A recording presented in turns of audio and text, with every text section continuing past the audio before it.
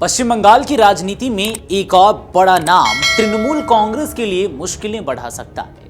कभी ममता बनर्जी की सबसे भरोसेमंद युवा नेताओं में गिने जाने वाली और तृणमूल युवा कांग्रेस के अध्यक्ष सायोनी घोष अब पार्टी छोड़ने की अटकलों के केंद्र में हैं। खबरें हैं कि सायोनी घोष उन सांसदों के संपर्क में हैं जो टीएमसी नेतृत्व के खिलाफ मोर्चा खोल चुके हैं। इतना ही नहीं, दिल्ली में भाजपा नेताओं और पश्चिम बंगाल के मुख्यमंत्री शुभेंदु अधिकारी के साथ उनकी कथित मुलाकात ने राजनीतिक गलियारों में हलचल और भी ज्यादा तेज कर दी है। इसमें दिलचस्प बात यह है कि विधानसभा चुनाव में हार के बाद जब टीएमसी संगठन संकट से गुजर रही थी, तब ममता बनर्जी ने सायोनी घोष पर भरोसा जताते हुए उन्हें बड़ा संगठनात्मक पद सौंपा था। ऐसे में सवाल उठ रहा है कि क्या सायोनी घोष भी ममता का साथ छोड़ने जा रही हैं, और अगर ऐसा है तो आखिर ममता की किस बात से नाराज हो गई टीएमसी की स्टार कैंपेनर। चलिए समझते हैं सायोनी के कथित बगावत की पूरी कहानी। नमस्कार, आप देख रहे हैं अमरुज्वाला.com और मैं हूं आपके साथ आदर्श। दरअसल पश्चिम बंगाल की राजनीति में इन दिनों उथल पुथल का दौर जारी है। विधानसभा चुनाव में करारी हार के बाद तृणमूल कांग्रेस यानी कि टीएमसी के भीतर शुरू हुई असंतोष की लहर अब पार्टी के शीर्ष नेतृत्व के लिए बड़ी चुनौती बनती जा रही है। पहले विधायकों और स्थानीय जनप्रतिनिधियों के बगावती तेवर सामने आए, फिर राज्यसभा सांसदों के इस्तीफों ने पार्टी को झटका दिया। अब लोकसभा सांसदों के एक बड़े समूह के पार्टी से अलग होने की अटकलों ने ममता बनर्जी की मुश्किलें और बढ़ा दी हैं।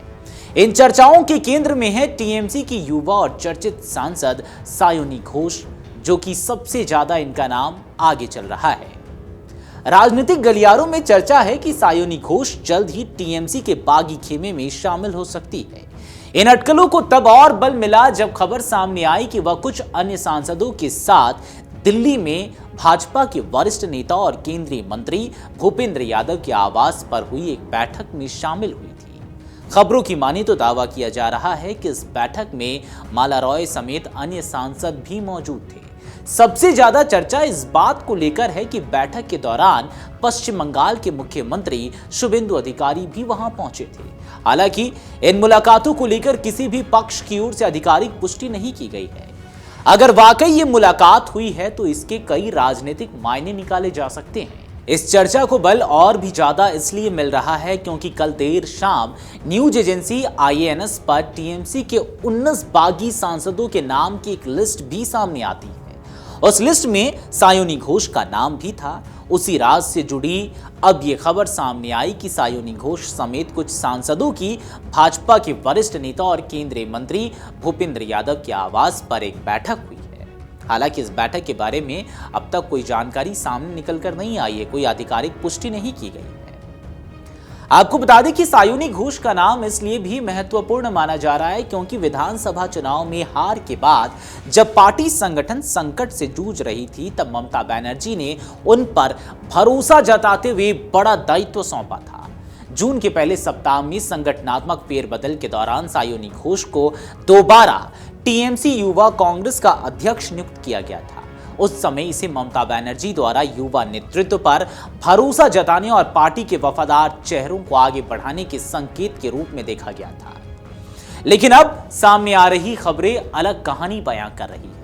मीडिया रिपोर्ट्स के मुताबिक सायोनी घोष लंबे समय से पार्टी नेतृत्व से नाराज चल रही थी। उनके करीबी सूत्रों का दावा है कि चुनाव प्रचार के दौरान जब वह विरोधियों और जनता के निशाने पर आई, तब पार्टी ने उन्हें अपेक्षित राजनीतिक और संगठनात्मक समर्थन नहीं दिया। खबरें तो ऐसी भी चल रही है कि उस दौर में उन्होंने खुद को अकेला और उपेक्षित महसूस किया।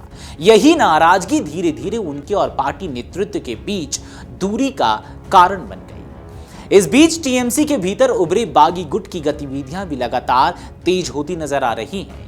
इस गुट की अगुवाई कर रही काकोली घोष दस्तेदार पहले ही 20 से अधिक सांसदों के समर्थन का दावा कर चुकी है। राजनीतिक हलकों में यह भी चर्चा है कि कई चर्चित सांसद इस गुट के संपर्क में हैं। सायोनी घोष, माला रॉय, शत्रुघ्न सिन्हा और यूसुफ पठान जैसे नामों को लेकर लगातार अटकलें लगाई जा रही हैं।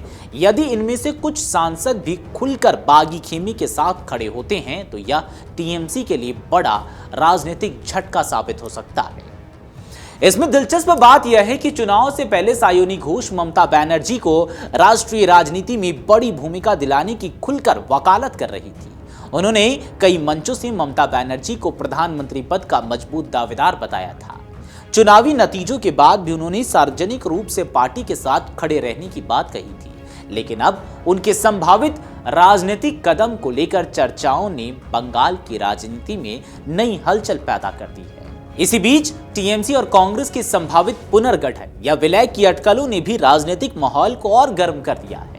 हाल ही में दिल्ली में ममता बनर्जी की कांग्रेस नेतृत्व के साथ मुलाकात और अभिषेक बनर्जी की राहुल गांधी से अलग बैठक के बाद राजनीतिक जानकारों ने नए समीकरणों की संभावना जताई। हालांकि टीएमसी से बागी हुए विधायक ऋतव्रत बनर्जी ने ऐसी सभी चर्चाओं को खारिज करते हुए कहा कि कोई भी विधायक कांग्रेस में शामिल नहीं होने जा रहा है।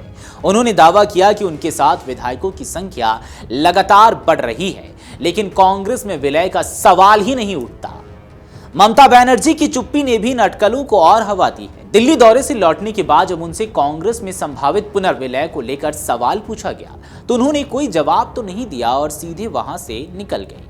फिलहाल पश्चिम बंगाल की राजनीति एक निर्णायक मोड़ पर खड़ी दिखाई दे रही है। एक तरफ टीएमसी अपने सबसे बड़ी संगठनात्मक संकट से जूझ रही है, तो दूसरी तरफ बागी नेताओं की बढ़ती सक्रियता पार्टी नेतृत्व की चिंताओं को बढ़ा रही है।